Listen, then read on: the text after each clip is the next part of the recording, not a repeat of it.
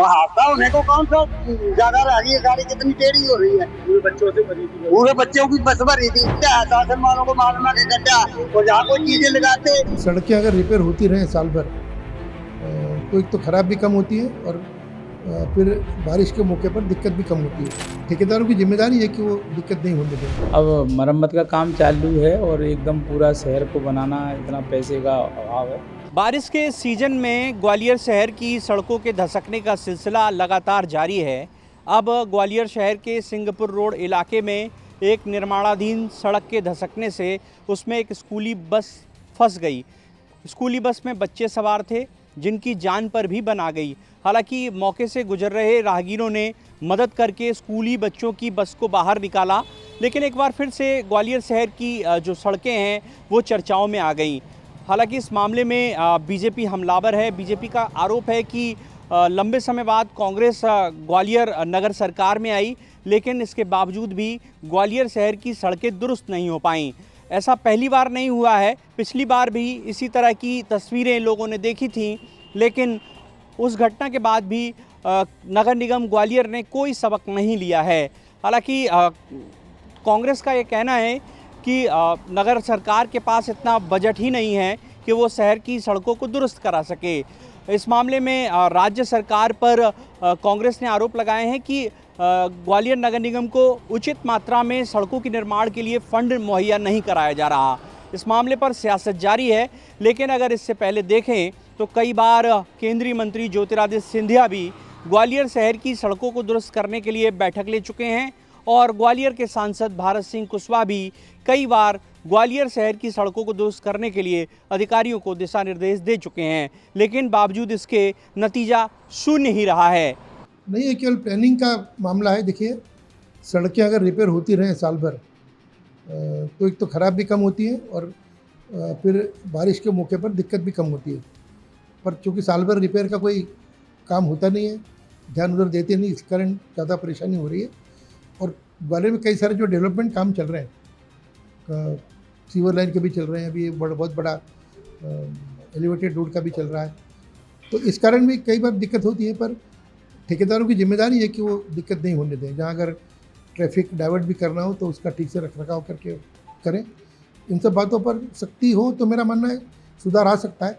पर ये road repair का काम और गड्ढे भरने का काम, जिससे रोड जल्दी ख़राब होती है, साल भर करें तो मेरा मानना है परेशानी कम होगी। जो कांग्रेस का कहना है पैसा नहीं है उनके पास, बजट की कमी है। नहीं, रोड रिपेयर के लिए कोई पैसे की ज़रूरत नहीं होती। और जितने भी नए प्रोजेक्ट चल रहे हैं उनके लिए, सबके लिए पैसा मतलब शासन से मिल रहा है। नगर निगम के फंड से तो बहुत कम काम होता है। अधिकतर अभी आज भी सड़कें बनती दिख रही हैं हमें, वो प्रदेश सरकार के माध्यम से बनी है, तो ये उनका आरोप मेरे ख्याल से ठीक नहीं है। समय रहते अगर रोड का रिपेयर करें और ध्यान दें। अभी मैं यहाँ पर all India council of mayors की मीटिंग में हरिद्वार गया था, ऋषिकेश गया था, तो वहाँ पर नगर निगम ने उसका ऐप है, गड्ढे भरने के लिए उन्होंने एक ऐप बनाया है। ऐप पर आप डालो और तत्काल नगर निगम के लोग आकर के उसको रिपेयर करते हैं। इस तरह all the year round repair चलेगा तो मेरा मानना है सुधार होगा। तब तक रोड की स्थिति ठीक नहीं होगी, ऐसा मेरा मानना है। सर, नगर सरकार में पहली बार कांग्रेस आई, जिस तरह की दुर्दशा सड़कों को लेकर हो रही है, ऐसे पहले कभी देखा आपने? देखिए, क्या है, वो मेरे ख्याल से जिम्मेदारी नहीं मानते अपने को। सारा का सारा एक तरह से दोषारोपण और एक राजनीतिक रूप से प्रदेश सरकार की ओर वो करते हैं, और मेरा मानना है ठीक नहीं है। देखिए, नगर निगम अपने आप में एक सरकार है।